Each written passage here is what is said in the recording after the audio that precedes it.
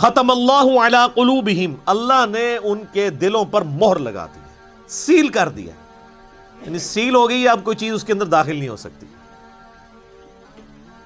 وعلی سمعہم، اور ان کے کانوں پر بھی، وعلی ابصارہم، اور ان کی آنکھوں پر بھی، غشاوۃ، پردہ پڑ چکا ہے، وَلَهُمْ عَذَابٌ عَظِيمٌ، اور ان کے لیے بہت بڑا عذاب تیار کر رکھا ہے اللہ نے۔ وَلِيَعُوذُ بِاللَّهِ تَعَالَى اللَّهُمَّ أَجِرْنَا مِنَ النَّارِ، اللَّهُمَّ أَجِرْنَا مِنَ النَّارِ، اللَّهُمَّ أَجِرْنَا مِنَ النَّارِ۔ اچھا، قرآن کا طالب علم جب اس طرح کی آیات پڑھتا ہے نا تو وہ پریشان ہو جاتا ہے کہ بھئی قرآن تو بہت سٹریٹ فارورڈ ہے، اور آپ دیکھ رہے ہیں کہ اللہ تعالیٰ کے مزاج میں وہ چیزیں نہیں ہیں جو آپ کو میٹھے میٹھے وائزین بتاتے ہیں۔ اس لیے میں کہتا ہوں کتابوں کا خدا اور ہے اور بابوں کا خدا اور۔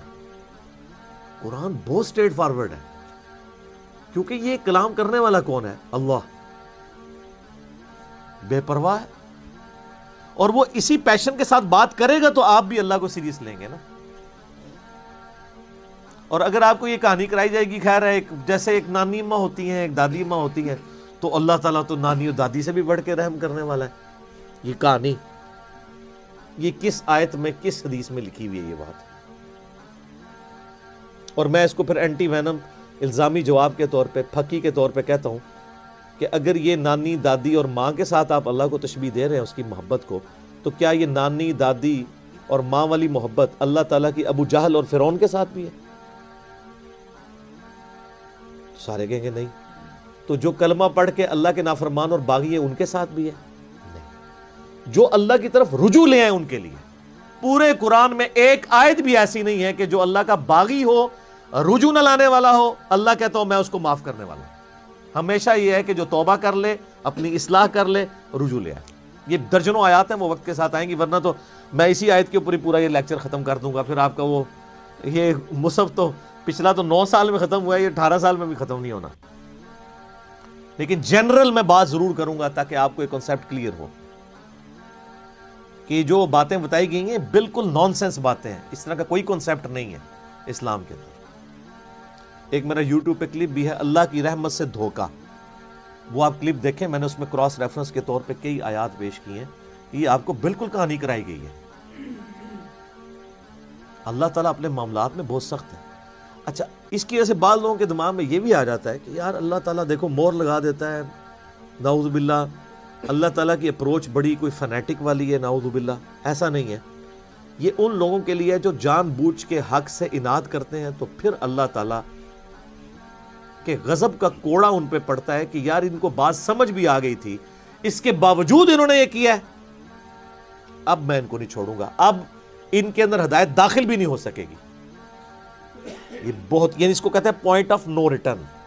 اب اس پہ اللہ تعالیٰ کو کوئی پوچھ نہیں سکتا، اس کو اللہ نے بین کیا ہے۔ لا یسأل عما یفعل وہم یسألون، اللہ کو کوئی نہیں پوچھ سکتا اس نے کوئی کام کیوں کیا، اللہ ہر ایک کو پوچھ سکتا ہے۔ یہ اللہ کو گلہ نہیں کیا جا سکتا، رب ہے، مالک ہے، اس نے اپنے لیے رول طے کیا کہ بھئی جب پوائنٹ آف نو ریٹرن پہ کوئی بندہ پہنچے گا، سچائی قبول کرنے کے باوجود وہ حق سے اناد کرے گا، اس کو نظر آ جائے گی سچائی ہے، پھر بھی وہ اناد کر دے گا، پھر میں مور لگا دوں گا، اور پھر وقت کا پیغمبر بھی اس کو ہدایت نہیں دے سکتا۔ انک لا تہدی من احببت ولکن اللہ یہدی من یشاء، اے نبی جس سے تم محبت کرتے ہو تم بھی اسے ہدایت نہیں دے سکتے، اللہ جسے چاہتا ہے ہدایت دیتا ہے۔ ہدایت کس کو دیتا ہے؟ والذین جاہدوا فینا لنہدینہم سبلنا، جو لوگ ہماری راہ میں کوشش کریں گے ان کے لیے ہم اپنی راہیں کھولیں گے۔ اس کائنات کی سب سے ایلیٹ چیز ایمان ہے، جس کے اوپر ہمیشہ کی کامیابیوں اور ناکامیوں کا فیصلہ ہونے والا ہے۔ تو آپ کیا سمجھتے ہیں کہ آپ کو یہ راہ چلتے فٹ پاتھ پہ گری پڑی مل جائے گی؟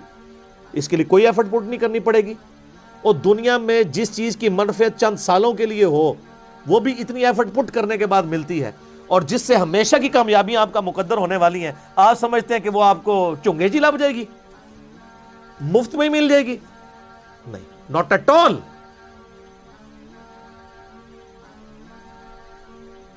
میری وائف نے جب پہلی دفعہ قرآن پڑھا نا شادی کے بعد، میں نے اس کو ایک قرآن کلاس ہوتی تھی رمضان شریف میں، تو میں نے کہا میں بچے وغیرہ میں دیکھوں گا، تم نہ صرف ایک دفعہ قرآن پڑھ لو تاکہ تمہیں پتہ چلے قرآن میں لکھا کیا ہوا ہے۔ قرآن آپ اکیلے بیٹھ کے تو ظاہر ہے اس طرح نہیں ہے، اب ایک ماحول ہوتا ہے، ایک ڈیکورم ہے، کلاس ہے، جس طرح یہاں لوگ بیٹھے ہیں۔ تو رمضان میں پورا قرآن اس نے مکمل کیا نا، تو میں نے اس سے پوچھا تم نے کیا یعنی اس سے حاصل کیا؟ اس نے کہا جی اللہ بہت سخت ہے، اور جس خدا کا تعارف ہمیں ہمارے ماں باپ اور یہ معاشرہ کرواتا ہے وہ خدا نہیں ہے جو قرآن میں ہے۔ اللہ تو اپنے معاملات میں بہت سخت ہے۔ یہ کتاب انذار ہے، تبشیر اور بشارت ان کے لیے جو بات مانتے ہیں، جو نہیں مانتے ہیں ان کے لیے عذاب کا کوڑا ہے یہ کتاب، کیونکہ اللہ ہے نا، یہ کائنات اس نے اس لیے بنائی ہے کہ آپ جانوروں کی طرح کھائیں پیئیں، اولاد پیدا کریں اور مر جائیں۔ انسان کو اس نے اپنے لیے پیدا کیا ہے، پوری کائنات انسان کے لیے اور انسان کو اپنے لیے۔ وما خلقت الجن والانس الا لیعبدون۔ اچھا یہ جو بات ہے نا، ختم اللہ علی قلوبہم وعلی سمعہم وعلی ابصارہم، مور لگا دی ان کے دلوں پر، کانوں پر، آنکھوں پر، پردہ ڈال دیا، اب عذاب ہی ان کو آئے گا۔